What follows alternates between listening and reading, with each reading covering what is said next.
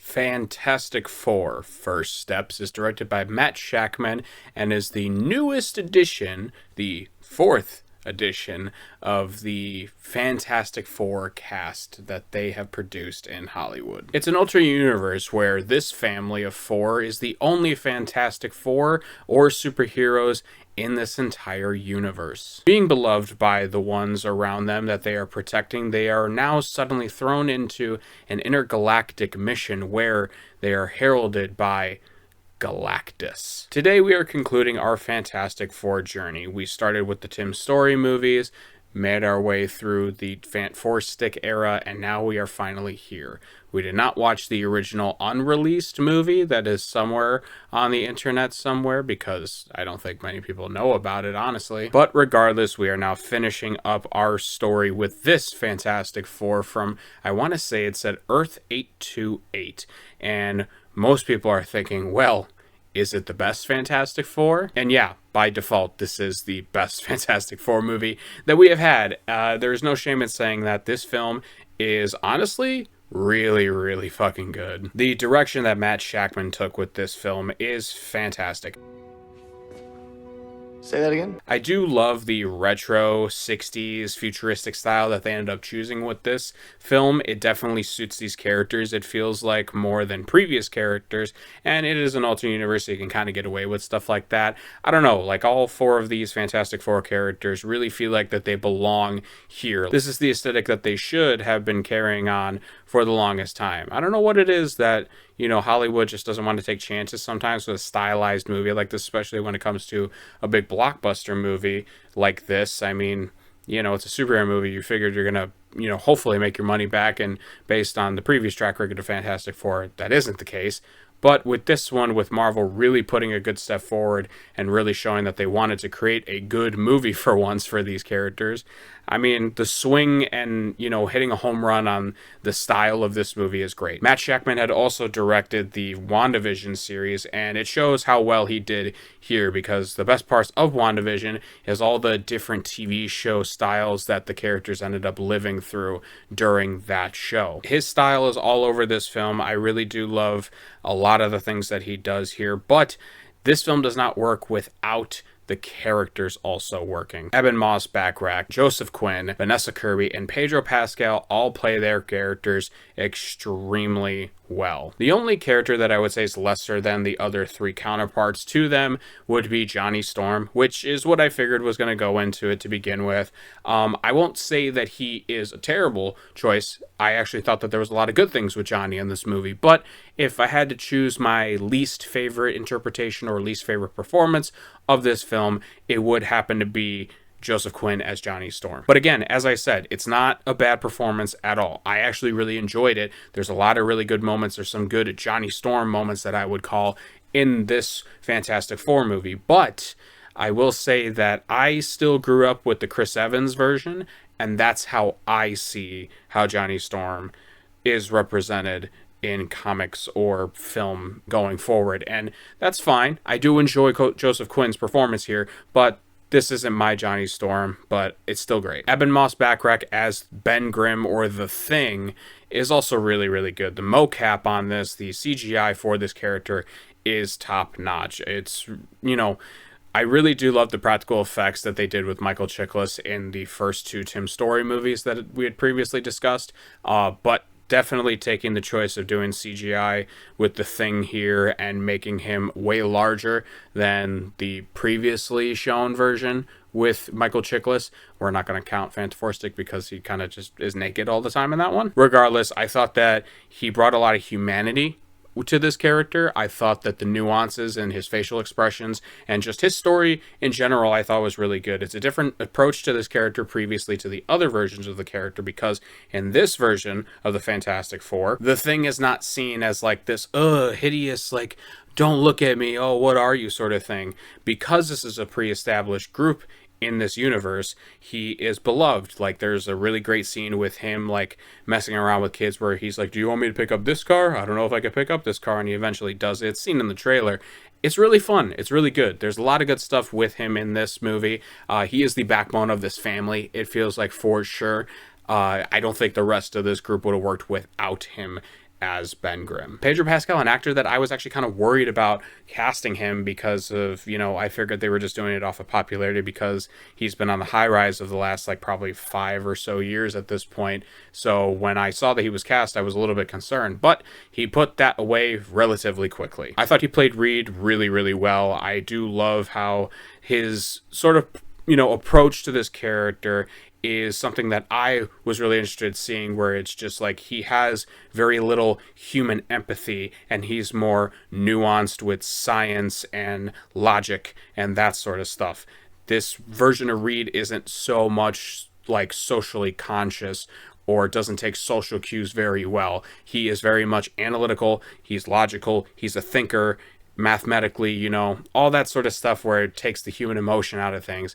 And that services this story really well. And I can't wait to see how he kind of progresses as these films go on. But definitely the biggest standout of this entire film, the best character in this whole film, is Vanessa Kirby as Sue Storm. Just a badass character through and through. This is a great version of portraying the strong female character by not doing the classic Hollywood version of just like, oh, she's like really good at combat and she's like really super hot and like you don't need to know like her backstory and like, she needs to be mysterious and she needs to be like sexy all the time. It's like, no, she is a mother. She stands strong in her beliefs.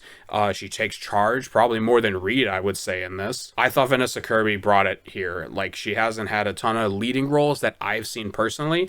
The biggest thing that I had seen her in that I was really excited for when I found out that she was in this movie is because when I'd seen Mission Impossible movies and she was in it, she definitely had this presence, this aura about her. And I thought that once I heard she was in this movie, I thought she was going to be great regardless. But she definitely was the best part of this movie. And the other two side characters in this, the two villains of the story of Galactus and Silver Surfer, looked really, really good. They were really, really compelling. Silver Surfer I don't have a ton of notes on. Julia Gardner as Shalabal or Silver Surfer is a little underdeveloped, but to be honest with you, there is a lot of things that are a little bit underdeveloped in this movie. Not to say it's the worst thing in the world, but with a pre-established sort of universe, it is kind of hard to explore any and everything in its confined story. But regardless, I thought that she was good. It's just, I don't feel like her character was given a ton of depth. There is backstory given to her, yes, but I didn't personally feel like the payoff was there for her. However, Galactus, though, oh boy, did they get this shit right. He is a menacing presence on screen, man. I thought that just the first time you hear Galactus, the first time you see him on screen in this, I really want to watch this in IMAX and Dolby just to see the sharpness of the image again, because holy shit, man, Galactus looked so good here. Ralph Ineson, sorry if I mispronounced your name there, I thought was a great choice. The voice that he had was really powerful and it just like shocked through your system anytime he spoke. I thought that also the scaling of Galactus was really cool too, because in the ship he's so towering and it's kind of like hard to imagine how the Fantastic Four is able to defeat them, but they do a good enough job to where they can kind of bring him down to earth and really make it sort of a believable fight in the end. I was a little nervous when they first decided to do Galactus for this Fantastic Four movie, because Galactus is one of those like Thanos level, sort of villains where it's like that's the big bad guy. Doctor Doom is another one, obviously, as well, where it's like that's like a world, like universe sort of like problem. And when I saw how they did it in this movie, I thought that they did justice with this version of Galactus. And bouncing off of that, yes, the CGI is absolutely stunning. There are so many things in this film that look so good. There are so many practical effects that look really, really good. The sets, the design, the production value, all of that stuff needs high praise, because without that stuff, this film does not work. Once again, the retro style, the futuristic style that they have with this mixed in with the outer space scenes that they have in this is otherworldly to watch. It is so breathtaking to see. Now, as I stated before, this film is not without its negatives. They definitely do have a bit of a pacing issue for the first hour of this film. You rush through a lot of decent plot development and character development and just world building, honestly, in order to get to the main story for this iteration of the Fantastic Four. And I'm not saying it's a bad thing either. I actually prefer this notion rather than doing yet another origin story. They kind of just breeze past through it and give you like kind of the cliff notes of it. But within the scenes at the beginning of the movie, they tend to kind of explore the universe a little bit. They kind of tell you what's been going on and kind of keep you up to speed at this point. And I think that this movie would have benefited from an extra 10, 15 minutes to kind of just flesh out that sort of stuff. And I will say, as much as I do love the cast, and I think the cast is absolutely fantastic, I will say there is a bit of a chemistry issue I felt personally with the Fantastic Four. I thought that the individual moments that two characters have with one another was far better than the ones with all four of the characters being involved. Moments with Ben and Reed, moments with Ben and Johnny even specifically, moments with Reed and Sue are also really, really great.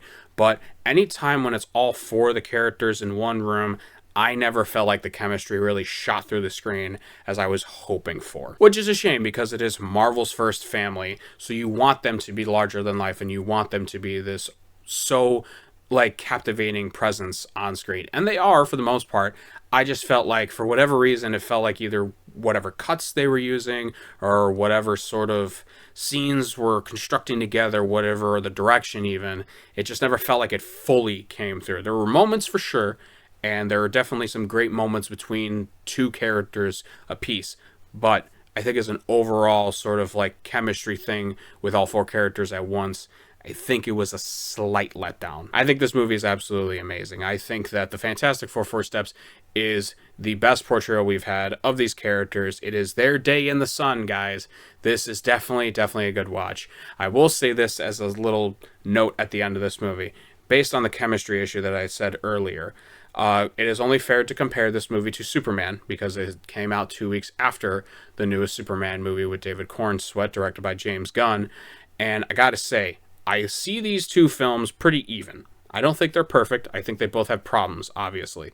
But if I had to choose one over the other, I think I'm choosing Superman just slightly. I think the chemistry in Superman between its characters is portrayed a lot better than this one, at least as a collective unit, rather than just individual performances. All in all, I really do think that Marvel is on a good streak right now with Thunderbolts coming out previously to this and now the Fantastic Four First Steps. I do think that they are good on the right track. There are 2 post-credit scenes. You definitely should stay for that mid-credit one. It is going to have really good implications for the future going forward. The second one at the very end is pretty fun and cheeky, but nothing that you would necessarily absolutely need to stay for, but I would say so just to give the film a little bit of fun. I'm going to give Fantastic Four First Steps 4.5 stars. Thank you guys so much for watching. Look forward to more reviews very soon. You can check the links down below for all of our socials, where we have Twitter, where I just post random sort of blobs of things. We have TikTok, where I've done mini reviews on a bunch of different films or just my general thoughts, some little fun creative things that I like doing on there. And then Letterboxd, where I have reviews for movies old and new that I may just not get the chance to actually make a video for. I will also be putting a link down below for my Fantastic Four playlist, where I had reviewed all 3 of the previous Fantastic Four films prior to this one. Anyways, guys, thank you so much for watching. Keep those cinemas alive, and I will talk to you all next time.